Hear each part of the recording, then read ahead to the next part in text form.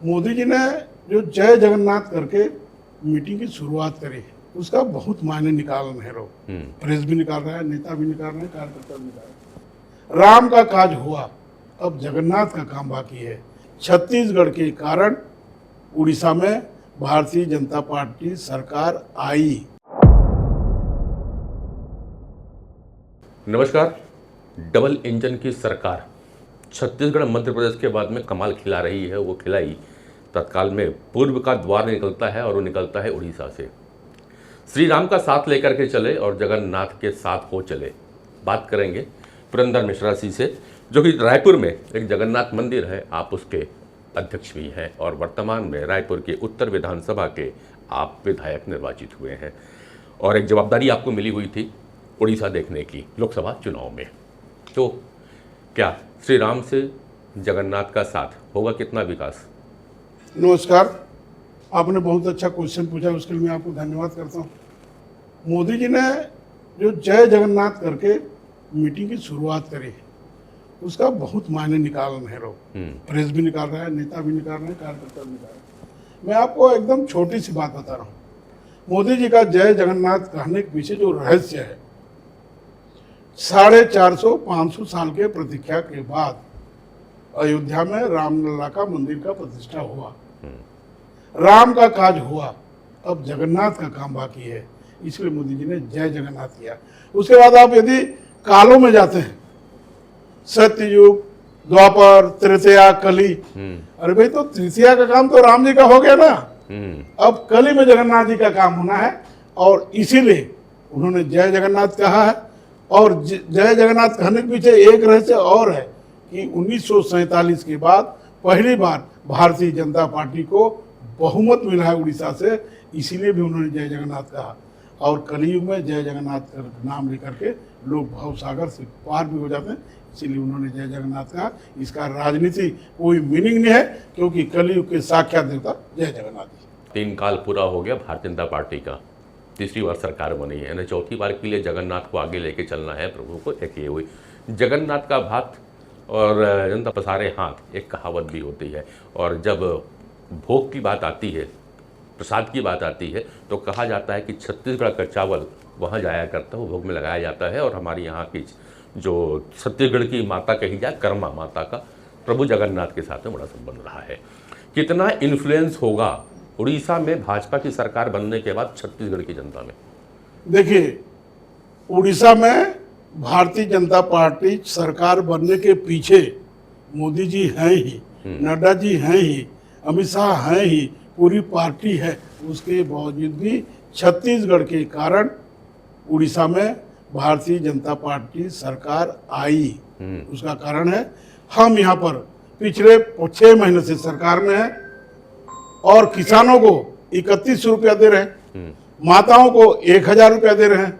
उसका जब उन्होंने देखा कि उड़ीसा के भी मैनिफेस्टो में, उनके भी संकल्प पत्र में किसानों को 3100 है, माताओं को 2080 रुपया है, तो उनको लगा जब छत्तीसगढ़ भारतीय जनता पार्टी की सरकार ये दोनों वादा पूरा कर सकती है तो उड़ीसा में निश्चित पूरा होगा।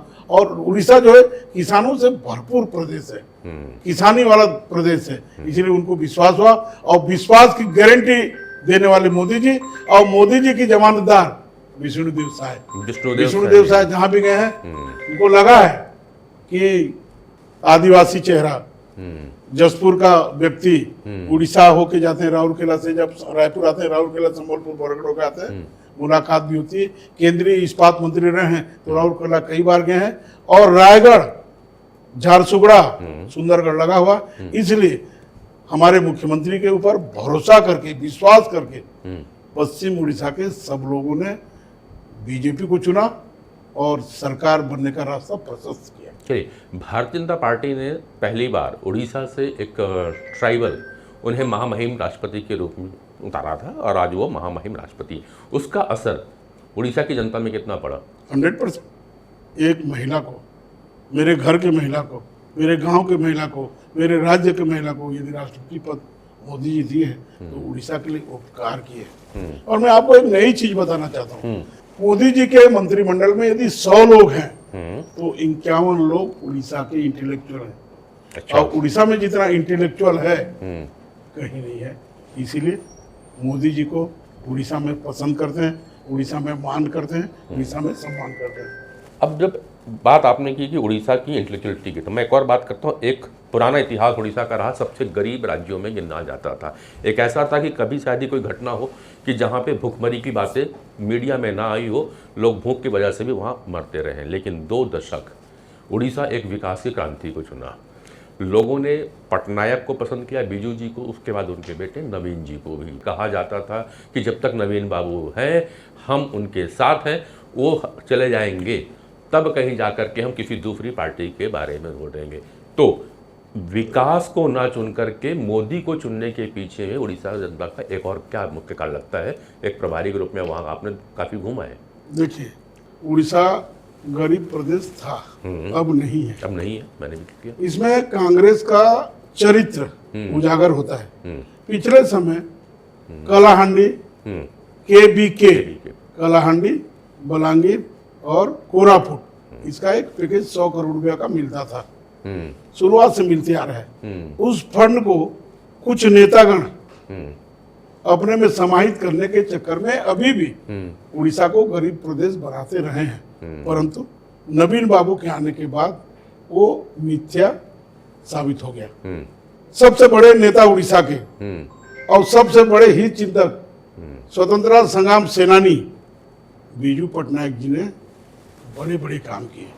जब बीजू पटनायक जी सरकार में थे, इनका निधन हो गया, तब उनके बेटा को स्वीकार करने के लिए उड़ीसा वासी में था, तत्परता से उनको स्वीकार किए और उन्होंने राज चलाया, बहुत सुंदर राज चलाया। 3 टर्म तक हमने कोई बात नहीं कही। उड़ीसा के एक आदमी ने कहा कि नवीन बाबू सरकार चला नहीं पा रहे हैं, परंतु जब से उनका एक सेक्रेटरी पांड्यन नाम का व्यक्ति उनके साथ जुड़ा, धीरे धीरे उड़ीसा कल्चर को खत्म करते हुए तमिलनाडु का कल्चर जब भयावह रूप लेने लगा, तब लोगों को आपत्ति आया और तब तय किए कि नवीन बाबू का समय खत्म हो गया। अब 24 साल मुख्यमंत्री हो गए, अब उनको हमको साइड करना चाहिए। और इस समय नरेंद्र मोदी का उदय हो रहा है, तीसरे बार प्रधानमंत्री बने हैं। भारत में तीसरी बार प्रधानमंत्री जवाहरलाल नेहरू जी बने थे, उनको उनके रिकॉर्ड को तोड़ते हुए तीसरी बार प्रधानमंत्री बने हैं। और आने वाला समय सनातन का समय होगा, हिंदुओं का समय होगा। भारत को विश्वगुरु बनाना है, भारत को विश्वमित्र बनाना है, इसमें सब मोदी जी कर सकते हैं। उनके ऊपर जनता को भरोसा है। उड़ीसा ने उसी भरोसा के कारण वहां पर बीजेपी की भारी बहुमत दिया। केंद्र में भी 21 में 20 सीट पाए लोकसभा में, और हमने बहुमत से हमने सरकार बनाई। ठीक है, जब आपने पूरे चुनावी कैंपेन में नवीन बाबू का इतना बुरा किया, बहुत आपने उनके बारे में, पहली बार ऐसा चुनाव था जब खुल करके भारतीय जनता पार्टी नवीन पटनायक के खिलाफ बोली है, फिर शपथ ग्रहण के दिन उन्हें मंच पे विशेष स्थान देने का। देखिए, चुनाव खेल है। हम कबड्डी खेलते हैं, हम खो खो खेलते हैं, हम क्रिकेट खेलते हैं। जब हार जाता है, हारने वाला टीम, जीतने वाला टीम गले मिलते हैं। तो क्या हार गया हमने गले नहीं मिलेगा क्या?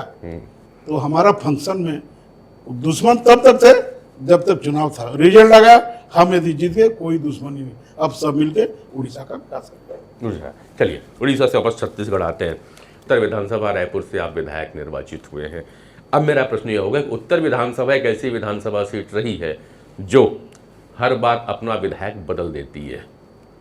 पुरेंद्र मिश्रा जी, एक ये लगा है कि उड़िया समाज के रिप्रेजेंटेटिव करते हैं, उसके कारण चुनाव जीत गए थे, और वाकई इस क्षेत्र में बाहुल्यता रहती है। और उत्तर विधानसभा एक ऐसी विधानसभा है जहाँ पे सारे वर्ग के लोग हैं। देखिए, उत्तर विधानसभा मिनी इंडिया है।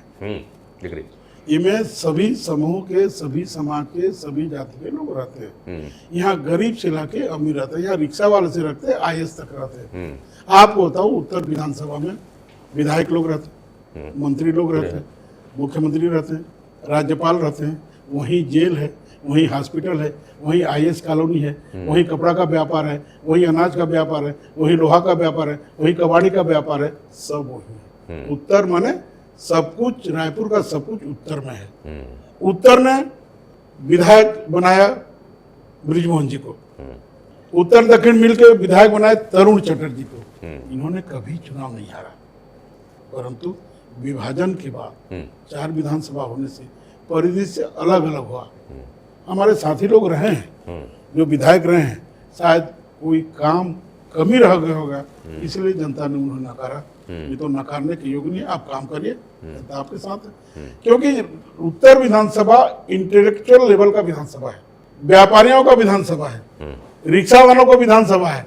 आप सबको एक साथ लेके समाहित करके यदि सबको मेंटेन करके चल पाएंगे तो आपको चुनाव कभी हारने की जरूरत नहीं पड़ेगी। 3 प्रायोरिटी आपकी चाहूंगा उत्तर विधानसभा के लिए जो आपकी ड्रीम प्रोजेक्ट में हो। देखिए 15 साल हमारे सरकार ने जो काम किया है उसको आप देख ही रहे, और 5 साल में उस काम को मट्टी पलित करने वाला कांग्रेस का भी सफाया हो गया। मैं आपको बताना चाहता हूँ, आने वाले समय में व्यापार क्षेत्र है, बहुत बड़ा व्यापार का मॉल टाइप का हम एक कार्य योजना तैयार कर रहे हैं, जो बहुत शीघ्र देखने को मिलेगा कि उत्तर विधानसभा में व्यापार के लिए एक नया स्थल का भी चयन हुआ है। और दूसरा, रायपुर चारों विधानसभा में एक जगह नहीं है कि महिलाओं का खेलने का, महिलाओं को घूमने का, ये भी कार्य योजना उत्तर विधानसभा में रखे हैं, वो भी बहुत जल्दी आपको देखने को मिलेगा। ये दोनों का हमने सपना देखा है और दोनों पूरा होगा। एक सबसे बड़ी समस्या आती है उत्तर विधानसभा में जब चलते हैं तो ट्रैफिक की। एक कोने से दूसरे कोने अगर जाना है, चाहे आप मेरिन ड्राइव कहते हैं आजकल, हम लोग तो तेली बांधा ही जानते हैं उसको, वहाँ से लेकर अगर पंडरी आना हो तो कई बार ऐसा होता है कि 1-1 घंटे लग जाते हैं। देखिए, हमारे सरकार में, डॉक्टर रमन सिंह की सरकार ने, बीजेपी की सरकार ने रेलवे स्टेशन से लेकर के छोटी रेल लाइन को रेलवे विभाग से खरीद करके उन्होंने बनाया, और एयरपोर्ट हम 10 मिनट पहुंचते हैं। ठीक है, वो बाहर नहर लिंकिंग रोड हमारा मेडिकल कॉलेज से अस्पताल तक शुरू होकर के हमारा चला जाता है धमतरी रोड, इसमें भी हम 10 मिनट पहुंचते। आने वाले समय में तेली बांधा मेरीन ड्राइव से लेकर के अग्रसेन धाम तक हम एक ओवरब्रिज का कल्पना किए हैं, और खालसा स्कूल से लेकर के पंडरी जो हमारा चौक है थाना तक, मोआ थाना तक का हम ओवरब्रिज की कल्पना की, जिसमें एक पेज 138 करोड़ रुपया का स्वीकृति प्रदान हो चुका है। माननीय मुख्यमंत्री जी से निवेदन किए हैं कि 138 करोड़ और स्वीकृत करें तो पंडरी का समस्या, पंडरी रोड का समस्या हो जाएगा। और जो श्यामनगर वाला बात है, अग्रसेन धाम तक की बात है, वो भी बहुत जल्दी बजट उसका स्वीकृत होगा, और मेरीन ड्राइव से अग्रसेन धाम तक का ये ओवरब्रिज का काम शुरू हो जाएगा। तब आने वाले समय में ट्रैफिक की समस्या भी नहीं रहेगी, क्योंकि रायपुर विकास किया है। आप 2000 की रायपुर की बात करेंगे तो 10-12 लाख का पॉपुलेशन था, आज रायपुर की आप बात करेंगे तो 20-25 लाख की पॉपुलेशन। काम बढ़े हैं, व्यापार बढ़ा है, रोजगार बढ़ा है, लोग बढ़े हैं, समाज बढ़ा है, उसके कारण ट्रैफिक व्यवस्था निश्चित ही विष्णुदेव की सरकार इस समस्या का समाधान बहुत जल्दी कर लेगी। उड़ीसा का और छत्तीसगढ़ का एक प्रमुख विवाद बहुत समय से चला आ रहा है, वो रहता है महानदी को लेकर के। हमारे यहाँ सुधरती है और उड़ीसा को साधती है, और ये विवाद हमेशा चलता रहा है। अब आपसे ये रहा कि अब दोनों तरफ भाजपा की सरकार है और आप उसके केंद्र भूमिका में हो।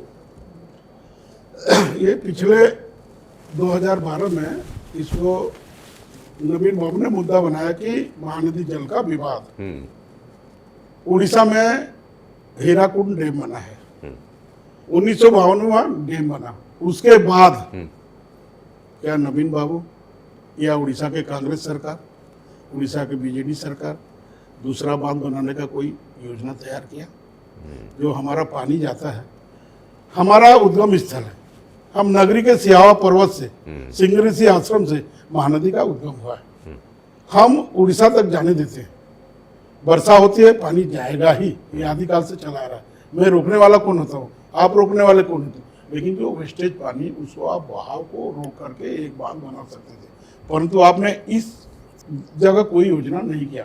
परंतु छत्तीसगढ़ सरकार ने, रमन सिंह साहब की सरकार ने एक छोटा सा स्टाफ डैम बनाने का प्रक्रिया शुरू किया, उसी के तहत इन्होंने उसको आपत्ति लगाई।